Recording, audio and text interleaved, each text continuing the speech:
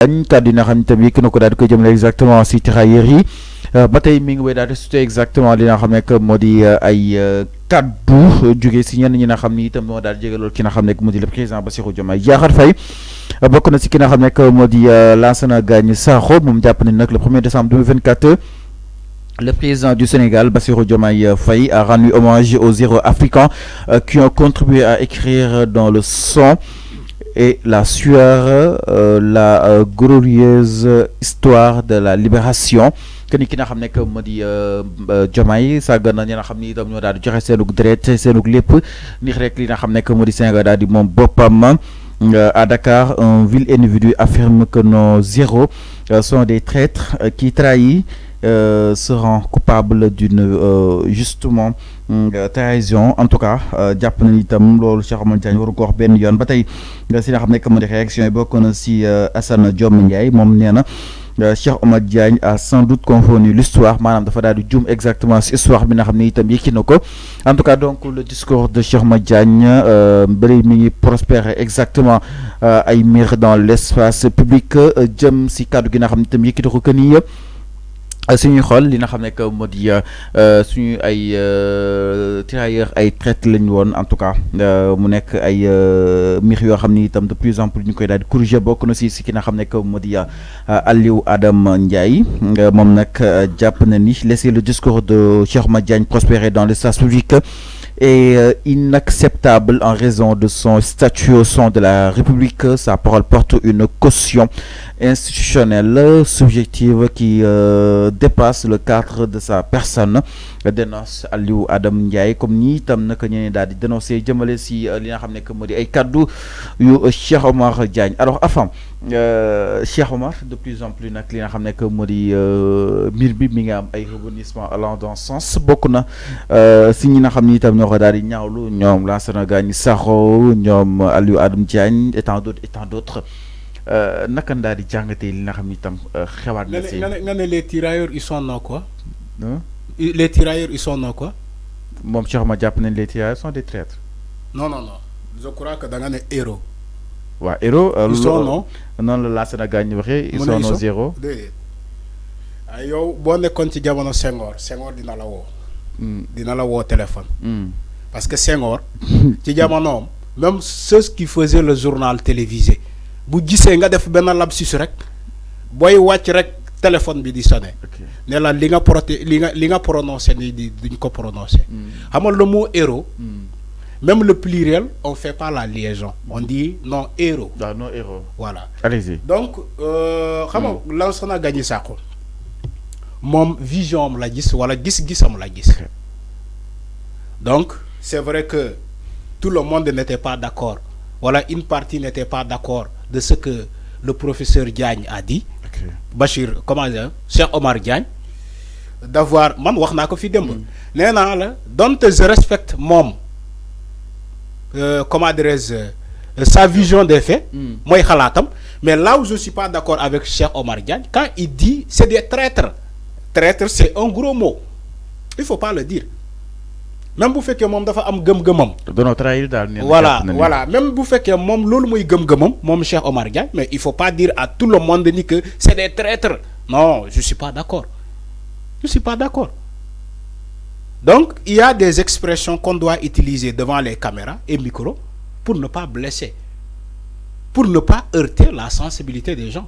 Parce qu'aujourd'hui, nous avons attaqué mon cher Omar Diagne parce qu'il n'était pas d'accord sur le mot qu'il a employé ou bien l'expression qu'il a utilisée aujourd'hui pour traiter les tirailleurs de traîtres. Donc, dans le Japon, c'était une expression de trop. Non, c'est de trop. C'est de trop. Il ne fallait pas dire ce mot-là. Tu peux ne pas partager la conviction, la même conviction, mais utiliser d'autres mots plus atténuants que l'expression que tu as utilisée. Mais Lansana Gagny Sakho dafa jege loolu ki nga xam ne le président Diomaye, le fait que mu génn à la place de traître moom mu préféré utiliser li nga xam ne moo di nos héros. Oui. Donc loolu ça veut dire juste que ni enfin il ne parle plus la même langue concrètement. Oui, c'est pas le même langage. Parce que Lansana Gagny Sakho aussi, il est libre de tout penser. Même si moom ak moom ñoo bokk tey au même de la même coalition, au sein d'une même coalition, président Diomaye, mais Lansana Gagny Sakho, il a le droit de ne pas partager le même avis que Cheikh Omar Diagne. C'est ça la démocratie. Dès que l'ensemble a gagné ça, il a utilisé même des mots pour attaquer mon Cheikh Omar Diagne.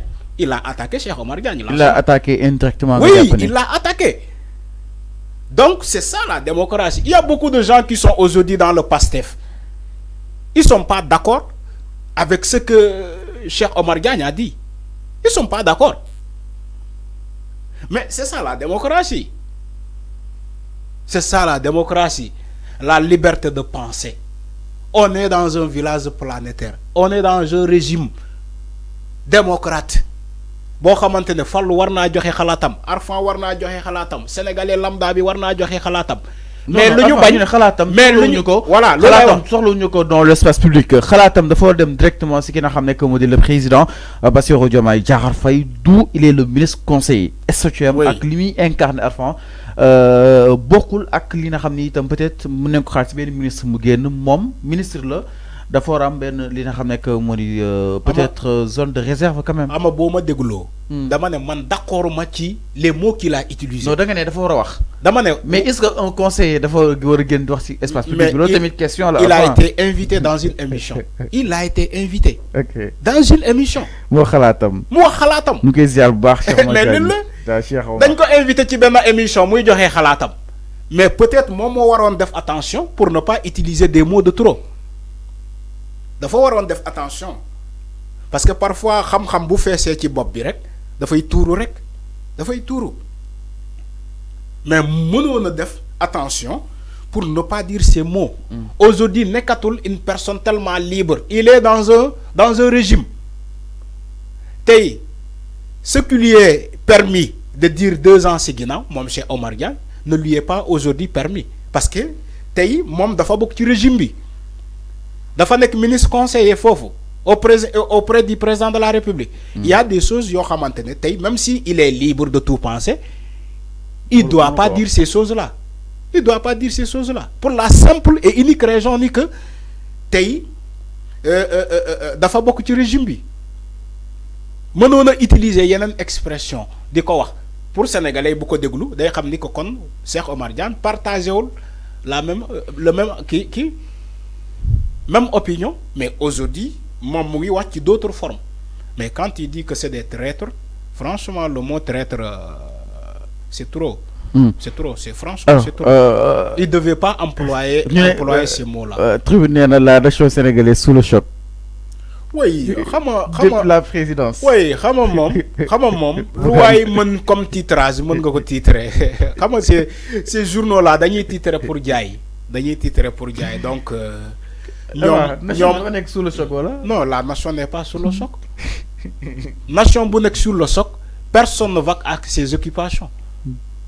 Mais quand les gens vont à leurs occupations, la nation n'est pas sous le choc. Il n'y a pas un deuil national pour dire que la nation est sous le choc. Ce n'est pas un deuil national. C'est Omar Diagne, il a dit ce qu'il a dit. Il va falloir assumer la pleine responsabilité. Vous faites aussi qu'il faut sa responsabilité. Mom tamit mu jël responsabilité. Mais on n'est pas dans le choc. La nation n'est pas dans le choc. Donc, l'on l'a besoin. Alors, sinon Arfan, parents wala kon njabootu li nga xam ne que moo di say trahir seen ay doom ba seen ay sët décidé leen pour daal di porter plainte contre ki nga xam ne que moo di Cheikh Omar Diagne concrètement naka nu ko daal di jàngatee plainte bi nga xam ne itam fas yéene ko daal di dugal jëm si cadre yi nga xam ne itam Cheikh yëkkati na ko. Mais ils ont le droit. Bu fekkee porter plainte kese moo fi sës. Mais mën nañu porter plainte. Léegi bu ñu porter plainte ñu dem fu mu mbaxane doone benn ñu waxtaanee ko rek. C'est pas un délit. Il n'a pas fait un délit, Cheikh Omar Diagne. Il est libre de tout penser. Il n'a pas fait un délit. Bu leen fàtte ni que il a fait aucun délit. Maintenant ku ko porter plainte da koy porter plainte à base de quoi?